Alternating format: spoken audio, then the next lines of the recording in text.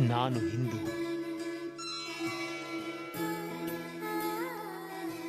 ನಮ್ಮ ಸಂಸ್ಕೃತಿ ನಮ್ಮ ಹೆಮ್ಮೆ. ನಮಸ್ಕಾರ ಸ್ನೇಹಿತರೆ, ನಾನು ಹಿಂದೂ ಚಾನಲ್ಗೆ ತಮಗೆಲ್ಲ ಆತ್ಮೀಯ ಸ್ವಾಗತ. ಭಗವಂತ ಅತ್ಯಂತ ಶಕ್ತಿಶಾಲಿಯಾಗಿದ್ದರೂ ಕೂಡ ಆತನ ಅವತಾರಗಳಲ್ಲಿ ಸಾಮಾನ್ಯರಿಗೆ ಇರುವಂತೆ ಕಷ್ಟಗಳು, ಎದುರು ಯಾಕೆ ಬರ್ತಾ ಇತ್ತು? ಆತ ಶಕ್ತಿಶಾಲಿಯಾದ ಮೇಲೆ ಕಷ್ಟಗಳು, ನೋವು, ದುಃಖ, ಅಪವಾದಗಳು ಆತನ ಬಳಿ ಸುಳಿಯಬಾರದಾಗಿತ್ತು ಅಲ್ವಾ? ಆತನಿಗೆ ಕಷ್ಟಗಳು ಅಂದಮೇಲೆ ಸಾಮಾನ್ಯ ಜನರ ಪಾಡೇನು? ಈ ಪ್ರಶ್ನೆ ಅನೇಕರಿಗೆ ಕಾಡ್ತಾ ಇರುತ್ತೆ. ರಾಮಾವತಾರದಲ್ಲಿ ಶ್ರೀರಾಮನಿಗೆ ಕಾಡಿಗೆ ಹೋಗೋದನ್ನು ತಪ್ಪಿಸಿಕೊಳ್ಳಲಿಕ್ಕೆ ಆಗಲಿಲ್ಲ. ತನ್ನ ಪತ್ನಿಯಾದ ಸೀತೆಯ ಅಪಹರಣವನ್ನು ಕೂಡ ತಪ್ಪಿಸಲಿಕ್ಕೆ ಆಗಲಿಲ್ಲ. ಸೀತಾ ಅಪಹರಣದಿಂದ ರಾಮನಲ್ಲಿ ಎಷ್ಟೋ ದುಃಖ ಮಡಗಟ್ಟಿತ್ತು ಅಲ್ವಾ? ಅಲ್ಲದೆ ಪರಪುರುಷನೊಬ್ಬ ಅಪಹರಿಸಿದ್ದ ತನ್ನ ಪತ್ನಿಯನ್ನ ಪುನಃ ಮನೆಗೆ ಸೇರಿಸಿಕೊಂಡ ಅಂತ ಲೋಕ ಅಪವಾದ ಬೇರೆ. ಕೊನೆಗೆ ಸೀತೆ ತಾನು ಅಗ್ನಿಯಷ್ಟೇ ಪವಿತ್ರಳು ಎಂಬುದನ್ನು ಸಾಬೀತುಪಡಿಸಲು ಅಗ್ನಿ ಪ್ರವೇಶದ ಮೂಲಕ ನಿರೂಪಿಸಬೇಕಾಯಿತು. ಕೃಷ್ಣನಿಗಂತೂ ಬಾಲ್ಯದಿಂದಲೇ ರಾಕ್ಷಸರ ಕಾಟ ಶುರುವಾಗಿತ್ತು. ಅವನನ್ನು ಕೊಲ್ಲಲು ಎಷ್ಟೋ ಜನ ರಾಕ್ಷಸರು ಪ್ರಯತ್ನ ಪಡ್ತಾ ಇದ್ರು. ಸೆರೆಮನೆಯಲ್ಲಿ ಹುಟ್ಟಿ ಸ್ವಂತ ತಾಯಿ ದೇವಕಿಯ ಜೊತೆಯಲ್ಲಿ ಬೆಳೆಯದೆ ಯಶೋದೆಯ ಆಸರೆಯಲ್ಲಿ ಬೆಳೆಯಬೇಕಾಯಿತು. ಕುರುಕ್ಷೇತ್ರ ಯುದ್ಧದಲ್ಲಿ ಅಭಿಮನ್ಯು ಮೊದಲುಗೊಂಡು ಎಷ್ಟೋ ಜನರ ಬಂಧುಗಳ ಸಾವನ್ನು ಕೂಡ ತಪ್ಪಿಸಲಿಕ್ಕೆ ಕೃಷ್ಣನಿಂದ ಆಗಲಿಲ್ಲ. ತನ್ನ ಯದುಕುಲವು ಪರಸ್ಪರ ಹೊಡೆದಾಡಿಕೊಂಡು ಸಾಯುವುದನ್ನು ಕಣ್ಣಾರೆ ನೋಡಬೇಕಾಯಿತು. ಶಮಂತಕ ಮಣಿಯನ್ನು ಕದ್ದ ಅಂತ ಆತನ ಮೇಲೆ ಕಳ್ಳತನದ ಆರೋಪ ಬೇರೆ. ಕೊನೆಯಲ್ಲಿ ವ್ಯಾಧನೊಬ್ಬನ ಬಾಣದಿಂದ ಸಂಹಾರಗೊಂಡು ಆತನ ಅವತಾರ ಕೂಡ ಸಮಾಪ್ತಿ ಮಾಡಬೇಕಾಯಿತು ಅಂತ ತಮಗೆಲ್ಲ ಗೊತ್ತಿದ್ದೇ ಇದೆ. ರಾಮಕೃಷ್ಣ ಪರಮಹಂಸರು ಭಾರತ ಕಂಡ ಮಹಾನ್ ಸಂತರು ಹಾಗೂ ಆಧ್ಯಾತ್ಮಿಕ ಗುರುಗಳು. ಸ್ವಾಮಿ ವಿವೇಕಾನಂದರಂತಹ ಮಹಾನ್ ಸನ್ಯಾಸಿಯನ್ನು ನಮಗೆ ಗುರುತಿಸಿಕೊಟ್ಟವರು ಕೂಡ ಅವರೇ. ಇವರು 1886ರಲ್ಲಿ ತಮ್ಮ ದೇಹತ್ಯಾಗವನ್ನು ಮಾಡ್ತಾರೆ. ಕ್ಯಾನ್ಸರ್ನಿಂದ ನರಳಿ ಜೀವ ಬಿಟ್ಟಿದ್ದು ಎಲ್ಲರಲ್ಲೂ ನೂರಾರು ಪ್ರಶ್ನೆಗಳನ್ನು ಹುಟ್ಟುಹಾಕುತ್ತೆ. ಪರಮಹಂಸರು ಸಾಕ್ಷಾತ್ ರಾಮ ಮತ್ತು ಕೃಷ್ಣನ ಅವತಾರ ಅಂತ ಅವರ ಕೊನೆಗಾಲದಲ್ಲಿ ಅವರ ಪರಮ ಶಿಷ್ಯ ಸ್ವಾಮಿ ವಿವೇಕಾನಂದರಿಗೆ ಅರಿವಾಯ್ತಂತೆ. ಅವತಾರಿಗಳಾದ ಅವರಿಗೆ ಕ್ಯಾನ್ಸರ್ ಬರಲು ಕಾರಣ ಏನು? ಅದು ಹೇಗೆ ಸಾಧ್ಯ? ಕ್ಯಾನ್ಸರ್ ಕಾಯಿಲೆ ಅನೇಕ ಕಾರಣಗಳಿಂದ ಬರುತ್ತೆ.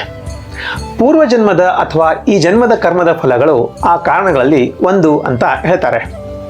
ಆದರೆ ಭಗವಂತನ ಅವತಾರ ಆದ ಶ್ರೀರಾಮಕೃಷ್ಣರು ಕರ್ಮದಿಂದ ಮುಕ್ತರಾಗಿ ಇದ್ದವರು ಅಲ್ವಾ? ಅವರು ತಮ್ಮ ಯಾವುದೇ ಜನ್ಮದಲ್ಲಿ ಕೆಟ್ಟ ಕಾರ್ಯಗಳನ್ನು ಮಾಡಿದವರಲ್ಲ. ಆದರೆ ಅವರಿಗೂ ಕೂಡ ಗಂಟಲು ಕ್ಯಾನ್ಸರ್ ಬಂದಿತ್ತು. ಮಹಾನ್ ಯೋಗಿಗಳಾದ ಅವರು ತಮ್ಮ ಯೋಗಶಕ್ತಿಯಿಂದ ತಮ್ಮ ಕಾಯಿಲೆಗಳನ್ನು ಗುಣಪಡಿಸಿಕೊಳ್ಳಬಹುದಾಗಿತ್ತು. ಆದರೂ ಅವರು ಹಾಗೆ ಅದನ್ನು ಮಾಡಲಿಲ್ಲ. ಸ್ವತಃ ಶ್ರೀ ರಾಮಕೃಷ್ಣ ಪರಮಹಂಸರೇ ತನ್ನ ಶಿಷ್ಯರಿಗೆ ಹೇಳಿದಂತೆ ಅವರ ಭಕ್ತರ ಪಾಪವನ್ನೆಲ್ಲ ತಾವು ಸ್ವೀಕರಿಸಿದ ಕಾರಣ ಅವರಿಗೆ ಕ್ಯಾನ್ಸರ್ ಬಂದಿತ್ತು ಅಂತ ತಿಳಿಯುತ್ತೆ. ರಾಮಕೃಷ್ಣರನ್ನು ಭೇಟಿಯಾಗಲು ಬರುತ್ತಿದ್ದ ಅವರ ಅನುಯಾಯಿಗಳು ಅವರ ಪಾದಗಳನ್ನು ಮುಟ್ಟಿ ನಮಸ್ಕಾರ ಮಾಡ್ತಾ ಇದ್ರು. ಅವರ ಪಾಪಗಳನ್ನೆಲ್ಲ ದೂರವಾಗಿಸಿ ಅವರ ಬದುಕುವ ದಾರಿಯನ್ನು ಬೆಳಕಾಗಿಸುವ ಸಲುವಾಗಿ ತಮ್ಮ ದಿವ್ಯ ಶಕ್ತಿಯಿಂದ ಅವರ ತಲೆಯ ಮೇಲೆ ಕೈಗಳನ್ನು ಇಟ್ಟು ಆಶೀರ್ವಾದ ಅವರಿಗೆ ಮಾಡ್ತಾ ಇದ್ರು. ಅವರನ್ನು ಪಾಪಗಳಿಂದ ಮುಕ್ತಿ ಮಾಡ್ತಾ ಇದ್ರು. ಒಮ್ಮೆ ಒಬ್ಬ ಕುಷ್ಠರೋಗಿ ರಾಮಕೃಷ್ಣ ಪರಮಹಂಸರನ್ನು ಭೇಟಿಯಾಗಲು ಬಂದಾಗ ಯಾರೂ ಮುಟ್ಟಿಸಿಕೊಳ್ಳದ ಅವರನ್ನು ರಾಮಕೃಷ್ಣರು ಅವನ ಒಪ್ಪಿಗೆಯನ್ನು ಪಡೆದು ಅವನ ತಲೆಯ ಮೇಲೆ ಕೈ ಇಟ್ಟು ಆಶೀರ್ವಾದ ಮಾಡ್ತಾರೆ. ನಂತರ ಕ್ರಮೇಣ ಅವನ ಕಾಯಿಲೆಯು ವಾಸವಾಯಿತು. ಆದರೆ ರಾಮಕೃಷ್ಣರ ಕೈಯಲ್ಲಿ ಅಗಾಧವಾದ ನೋವು ಕಾಡಿತು. ಅವನ ದೇಹದ ನೋವೆಲ್ಲ ರಾಮಕೃಷ್ಣರಿಗೆ ಸೇರಿಕೊಂಡಿತು. ಇದನ್ನು ರಾಮಕೃಷ್ಣರ ಶಿಷ್ಯರಾದ ಶಾರದಾನಂದರು ಪುಸ್ತಕವೊಂದರಲ್ಲಿ ಉಲ್ಲೇಖ ಕೂಡ ಮಾಡಿದ್ದಾರೆ. ಬಂದ ಭಕ್ತಾದಿಗಳಿಗೆ ತಾಯಿ ಕಾಳಿದೇವಿಯ ಆಶೀರ್ವಾದ ನಿಮ್ಮ ಮೇಲಿದ್ದರೆ ಅವಳು ನಿಮ್ಮ ಸಮಸ್ಯೆಯನ್ನು ಬಗೆಹರಿಸುತ್ತಾಳೆ ಅಂತ ಆಶೀರ್ವಾದ ಮಾಡ್ತಾ ಇದ್ರಂತೆ. ಹೀಗೆ ತಾವು ಆಶೀರ್ವದಿಸಿದ ಎಲ್ಲರ ಪಾಪ ಕರ್ಮದ ಫಲದಿಂದ ಅವರಿಗೆ ಗಂಟಲು ಭಾಗದಲ್ಲಿ ಅಗಾಧವಾದ ನೋವು ಕಾಣಿಸುತ್ತೆ ಅಂತ ಅವರಿಗೆ ಮೊದಲೇ ಗೋಚರವಾಗಿತ್ತು. ಹೀಗಾಗಿ ಅವರಿಗೆ ಗಂಟಲ ಕ್ಯಾನ್ಸರ್ ಕೂಡ ಬಂದಿತ್ತು. ರಾಮಕೃಷ್ಣರು ಕಾಳಿಯ ಮಹಾನ್ ಭಕ್ತರು, ಮಹಾನ್ ಯೋಗಿಗಳು ಕೂಡ. ತಮ್ಮ ಭಕ್ತಿ ಮತ್ತು ಯೋಗ ವಿದ್ಯೆಗಳಿಂದ ತಮಗೆ ಬಂದಿದ್ದ ಕ್ಯಾನ್ಸರ್ ಕಾಯಿಲೆಯನ್ನು ಗುಣಪಡಿಸಿಕೊಳ್ಳುವುದು ಅವರಿಗೆ ಕಷ್ಟದ ಕೆಲಸವಾಗಿರಲಿಲ್ಲ. ಆದರೆ ಅವರು ನಶ್ವರಾದ ಈ ದೇಹದ ಬಗ್ಗೆ ಅವರಿಗೆ ಅಷ್ಟೊಂದು ಆಸಕ್ತಿ ಹೊಂದಿರಲಿಲ್ಲ. ಯಾವತ್ತಾದರೂ ಜೀವವು ಜೀರ್ಣಾವಸ್ಥೆಗೆ ಒಳಪಟ್ಟುಕೊಂಡು ಕ್ಷೀಣಿಸುವುದು ಇದ್ದಿದ್ದೇ ಇದೆ. ಹಾಗೆ ನೋವು ಕೂಡ ಅಂತ ಅವರು ಹೇಳ್ತಾ ಇದ್ರು. ಯೋಗಿಗಳಿಗೆ ದೇಹವು ಒಂದು ಚರ್ಮದ ಚೀಲವಾಗಿದ್ದು ಅದರೊಳಗಿನ ಮಾಂಸದ ಮುದ್ದೆ ಅಂತ ಇರುತ್ತೆ ಅಷ್ಟೆ. ಈ ಸತ್ಯದ ಅರಿವಿರುವ ಅವರು ತಮ್ಮ ಭಕ್ತರನ್ನು ಉದ್ಧರಿಸಿ ಶಿಷ್ಯರಿಗೆ ಆಧ್ಯಾತ್ಮಿಕ ಮಾರ್ಗವನ್ನು ತೋರಿಸಿ ಕೊನೆಗೆ ತಮ್ಮ ಅವತಾರವನ್ನು ಮುಗಿಸಿದರು. ರಾಮಕೃಷ್ಣ ಪರಮಹಂಸರ ಪ್ರಿಯ ಶಿಷ್ಯರಾದ ವಿವೇಕಾನಂದರಂತೂ ಮಾನವ ಸಹಜ ಕಾಯಿಲೆಗಳಿಂದ ಬಳಲಿ ಅಲ್ಪಾಯುಷಿಗಳಾಗಿ ತಮ್ಮ 39ನೇ ವಯಸ್ಸಿನಲ್ಲಿ ಇಹಲೋಕವನ್ನು ತ್ಯಜಿಸಿದರು. ಆದರೆ ಅಷ್ಟರಲ್ಲಿ ಮಾಡಬೇಕಾದ ಮಹತ್ ಕಾರ್ಯಗಳನ್ನು ಕೂಡ ಅವರೆಲ್ಲ ಮಾಡಿ ಮುಗಿಸಿಬಿಟ್ಟಿದ್ರು. ಅವರಿಗೂ ಕೂಡ ತಮ್ಮ ದೇಹದ ರಕ್ಷಣೆಯ ಬಗ್ಗೆ ಗಮನವೇ ಇರಲಿಲ್ಲ. ಆದರೆ ಅವರ ಅದಮ್ಯ ಆತ್ಮಶಕ್ತಿಕ ಸಾಮರ್ಥ್ಯಗಳನ್ನು ತಡೆದುಕೊಳ್ಳುವ ಶಕ್ತಿ ಅವರ ದೇಹಕ್ಕೆ ಇರಲಿಲ್ಲ. ರಮಣ ಮಹರ್ಷಿಗಳಿಗೂ ಕ್ಯಾನ್ಸರ್ ತಪ್ಪಲಿಲ್ಲ. ಬಸವಣ್ಣ, ಕನಕದಾಸ, ಮೀರಾಬಾಯಿ, ಅಕ್ಕ ಮಹಾದೇವಿ ಇಂತಹ ಭಕ್ತರಿಗೂ ಕೂಡ ಲೋಕದ ನೋವು, ದುಃಖ, ಸಂಕಟಗಳು ತಪ್ಪಲಿಲ್ಲ ಅಂದಮೇಲೆ ಸಾಮಾನ್ಯರ ಪಾಡೇನು ಅಲ್ವಾ? ಹೀಗೆ ಭಗವಂತನು ಲೋಕಹಿತಕ್ಕೆಂದು ಲೋಕ ಶಿಕ್ಷಣಾರ್ಥವಾಗಿ ನ್ಯಾಯದೃಷ್ಟಿಯಿಂದ ತಾನೇ ರೂಪಿಸಿದ ನಿಯಮಗಳನ್ನು ತಾನೇ ಮುರಿಯಲಾರ, ತಾನೇ ಮೀರಲಾರ. ಅವುಗಳಿಗೆ ಎಷ್ಟು ಮನ್ನಣೆ, ಗೌರವ ಕೊಡುತ್ತಾನೆ ಅಂತ ಈ ಮೂಲಕ ತಾವು ಅರಿಯಬಹುದು. ನಿಯಮಗಳ ಸೃಷ್ಟಿಕರ್ತನಾದ ಅವನಿಗೆ ಈ ನಿಯಮಗಳನ್ನು ತನಗೆ ಅನ್ವಯವಾಗುವುದಿಲ್ಲ ಅಂತ ಎಲ್ಲ ನಿಯಮಗಳಿಂದ ವಿನಾಯಿತಿಯನ್ನು ಪಡೆಯಬಹುದಾಗಿತ್ತು ಅಲ್ವಾ?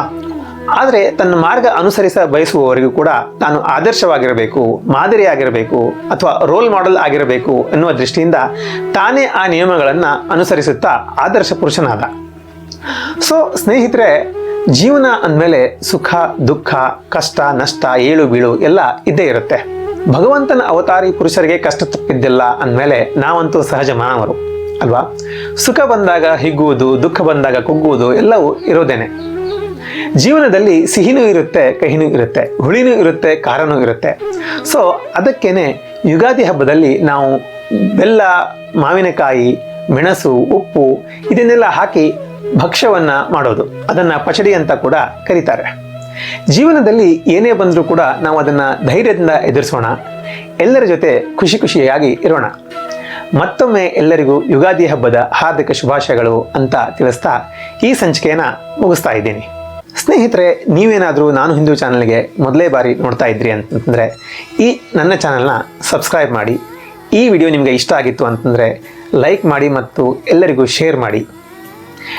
ಈ ಚಾನೆಲ್ನಲ್ಲಿ ನಿಮಗೆ ಹಿಂದೂ ಧರ್ಮದ ಬಗೆಗಿನ ಅರಿವು, ಶ್ಲೋಕಗಳು ಮತ್ತು ಅದರ ಅರ್ಥಗಳು, ಹಿಂದೂ ಧರ್ಮದಲ್ಲಿ ಆಗಿ ಹೋದ ಸಂತರು ಮತ್ತು ಮಹಾತ್ಮರ ಬಗ್ಗೆ ಕಥೆಗಳು ಎಲ್ಲವನ್ನು ತಿಳಿದುಕೊಳ್ಳೋಣ. ಸೊ ಸಬ್ಸ್ಕ್ರೈಬ್ ಮಾಡ್ತೀರಾ ಅಲ್ವಾ? ನೀವು ಸಬ್ಸ್ಕ್ರೈಬ್ ಮಾಡೋದ್ರಿಂದ ನಮಗೆ ಯಾವುದೇ ತರಹದ ದುಡ್ಡು ತಗಲೋದಿಲ್ಲ, ಆದರೆ ನಮಗೆ ಪ್ರೋತ್ಸಾಹ ನೀಡಿದಂತಾಗತ್ತೆ ಮತ್ತು ಆಶೀರ್ವಾದ ನೀಡಿದಂತಾಗತ್ತೆ. ಮುಂದಿನ ವಿಡಿಯೋದಲ್ಲಿ ನಿಮ್ಮ ಮನೋಶಾಸ್ತ್ರಿ ಮತ್ತೆ ಸಿಗ್ತೀನಂತೆ. ಧರ್ಮೋ ರಕ್ಷತಿ ರಕ್ಷಿತಃ. ನಮ್ಮ ಸಂಸ್ಕೃತಿ ನಮ್ಮ ಹೆಮ್ಮೆ, ಅದನ್ನು ಬೆಳೆಸೋಣ, ಅದನ್ನು ಉಳಿಸೋಣ. ಜೈ ಶ್ರೀರಾಮ್.